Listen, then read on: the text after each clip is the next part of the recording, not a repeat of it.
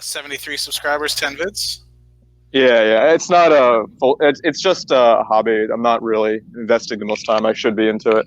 Well, you're getting 32 subscribers a month at least, so you're doing pretty well. But that's pretty interesting. So you're saying altogether you're only making 1,400 now? I find that hard to believe. You have like over 1 million subscribers between all those channels. Yeah, I do. But what really matters though, subscribers these days, as you probably know, don't matter so much. It's your monthly views. If you aren't on the upswing, YouTube doesn't let you reach your subscribers. So there are over 1 million collective subscribers, but the monthly views, I would say, are only probably in the 1.5 million range between everything. And one of the channels I had to massively change just because it got demonetized. So it's a complicated situation, but the headline, the takeaway is that it's only 1,400, 1,500 a month right now. And curious, YouTuber to YouTuber, what's your CPM looking like? So it depends on the channel. Okay. So, when I made which are meme videos, meme compilations, the CPM was just abysmal. I mean, I think basically it was like targeting people who didn't have much spending power. So that was honestly like 98 cents. I mean, it was just, wow. Yeah, that's bad. Yeah, I know that's bad. And then the education top list channel, depending, obviously, it depends on the month, right? December being the best month, January being the worst month. Top list would do about $1.50, $2. So I hear that's actually below average too. I don't know if you have any information on that. What'd you say it was? Sorry, I missed that very last part. Yeah, it was $1.50 to $2 CPM for the top list channel. So I'm gonna feel like I'm gonna be 100% honest with you, but yeah, I mean, in comparison to what you do financial stuff though, that's the highest CPM by far. Yeah, so I kind of lucked into that, right? So when I first started, I don't know how long you've been following my channel, but I was doing cigar reviews, and I was like, well, what do I love more than cigars? And they seemed so repetitive, and I didn't see myself being like a cigar review kind of guy. There was other people that I really enjoyed following more, and I like smoking cigars, but smoking like 3 cigars a week I didn't think was good. So I really like dividend investing, and that's how I kind of came into this. But as you know, I probably only really started making money from this in early 2017. And yeah, it takes forever to get monetized. I guess it's let's double check. I mean, sometimes over the last 20 days or so, it spikes up all the way to 20. Jesus. But I'd say it probably averages around 15, 16, which is still phenomenal. Right? Wow, dang. And yeah, no, financial CPMs are by far the best on the site, just about. Other than, I guess, if you're making videos about insurance. So I guess, for instance, I just had it up to give you an idea. For the last 28 days or so, I did make about $190. How many views? From YouTube, and that was, is it going to show me? Off of the last, where is it, last month? I'll pull it up on my analytics here. So in the last month, and then we can get back in it. We kind of deviated, and I apologize. Yeah, no worries. CPM in the last 28 days is 20.29 cents. Jesus. And that was off of 17,500 views.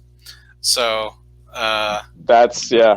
So you're getting like 1.5 million views, and I'm making, like, I said, 7th. So it's like the amount of money, you're getting 1.5 million views. I'm getting, I guess, 1% of the views almost, but only making a 7th of the. So yeah, it's pretty interesting. That's a really interesting situation. So I'm curious how your Eugene channel kind of comes along, and I think I posted it in the market, or sorry, not the market, the live chat for everybody. Thank you, I really appreciate that. But and I'm curious. I left it before I even subscribed. I'm really curious. I always like watching smaller channels, but you probably have high quality production, so I'm very curious what your could be better, but yeah, I appreciate you saying that. But interesting. So you're on the downswing. You don't have, so you're making only about $1,500 a month. So I can understand your concern. When you were making $20,000 a month, I guess how much? Well, I guess let me ask, how much in a portfolio do you have invested now? For those of the people that are on the channel, I might have asked you, but I was too busy. No, you didn't. I don't want to say the specific amount. I think that's, yeah. I'll say it's 6 figures. It's in the 6-figure range. Okay, so it's in the 6-figure range. Is it like close to 7 figures, or is it not really? No, not close. And I guess what are your expenses? So I guess a good way of thinking about it is that it's similar to your taxable account, I would say. My taxable account, meaning okay, so it's about 100. Yeah. Okay, my so expenses. So I live in Asia actually. My expenses, and I do have a bit of a taste for the higher life, but you can afford it here. My expenses are about $1,000 a month. Okay, so Asia meaning like Thailand, or like Asia like Central Land, China. I'm in South Korea. South Korea, and it's only 1,000 a month. That's surprising. Okay, wow. I was expecting South Korea to be more expensive, but that's interesting. It really depends how you live and where you live. Okay, wow. I have a buddy that lives there now. Now that everyone knows what I do, we're building a facility in South Korea, so he's in Busan. Oh, cool. Yeah, I live in Seoul. Okay, yeah. So I think it's about a 2-hour train ride to where he's at. But anyway, by KTX, yeah. Yeah, he was asking me to come visit him, and it's pretty difficult to get there from Trinidad and Tobago. But you should. It's straight here. I should. Yeah, he shows me some funny videos of people singing karaoke all the time. And yeah, that's the best part. Yeah, it's the best. And he's just like, I have no idea what they're saying, and I think it's so funny. But anyway, does he speak any Korean? Kind of curious and then we'll get back on topic. Zero Korean. Yeah, I mean he's like an Irish, not from Ireland, but Irish descent gentleman. So speaks pure English. Grew up in Florida, so they shipped him over to Korea, and he is just like, "What am I doing?"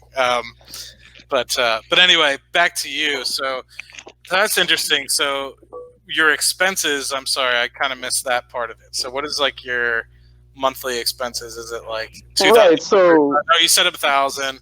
So subsistence is 1,100. If I want to have a good time, though, it gets up to 1,500. Okay, so 1,500. So you would be looking for probably about 1,500 times 12. I'm not good with mental math, but times 12, so about $18,000 to $20,000 a year. And you currently have, about between 100 and 200,000. So yeah, you're probably looking to double or triple where you're at now to be able to get exactly. Wow. Okay, that's interesting. Well, what you could do easily is you probably have a unique talent where you could almost create a business, whether it's working with people in Korea. Anyway, I don't want to do that because that's obviously but that's a really good conversation. And in fact, I would love to get input from you, because me and Passive Income Investor are trying to create our own sort of YouTube sort of website, sort of blog, sort of stuff like that. But that's a different story for a different day. So anyway, what's your portfolio kind of average in terms of dividend yield? My dividend yield is about 4.34%, I would say. Okay, so let me go over my strategy really quick. I've spent the 10 years, last 10 years, I would say the last 8 years obsessively following biotech. And I've reached a point where I think I have a decent grasp over it. But beyond that, I'm not going to pretend I understand a single thing. So the rest is just straight dividend ETFs. That's it. So about half-half. Half-half. Okay, so does the biotech really pay a lot of dividends, or is it like in the 1% range? We're talking pre-commercial, hyper-speculative. Okay, I understand that. I'm an adrenaline junkie. Yeah, I've been in that space as well. So are you day trading that, or is that long-term? All along investing. I'll tell people, I invest these days, I focus on gene therapies, and there's a lot of mergers and acquisitions going on in there right now. Okay. Interesting. I'd have to take a look. I know literally near nothing about it, so it's really interesting to. Yeah, don't worry about it. That's how much I know about everything else. So yeah, definitely relatable. That's really cool. So your thought is how in a point where you are struggling to continue growing the YouTube channel, how do you get it to the point where you can, create other ways to invest so that way you can become relevant? Grow it. Yeah. Exactly. Well, yeah, exactly. It's tough. It really is. Yeah, that's real. You're only as good as your last success, and there's no guarantee you'll take off again. Yeah, well, hopefully, you get a little jump start on the Eugene Chargan. Really appreciate that. And I'm sure if you in the future want to come back and do a live stream with camera and stuff like that, more Oh than yeah, I'd happy be happy to. Yeah, to do that. we're only just scratching the surface right now. Yeah, so I'd be curious. I mean, especially if you start doing more highly speculative investing, there are some folks that do a lot of day trading in the finance aspect of I know what you mean. I don't like day trading though. I mean, well, it's no, not for me. You know? I meant that you kind of have a niche in the fact that you don't day trade. There are people that do day trading. There's a lot of competition kind of coming into the dividend investing world, obviously, with the people around my group that have the 1 to 3,000 sort of subscriber range. But you kind of have your own niche there with having, gene therapy. I mean, I don't think anybody knows anything about that.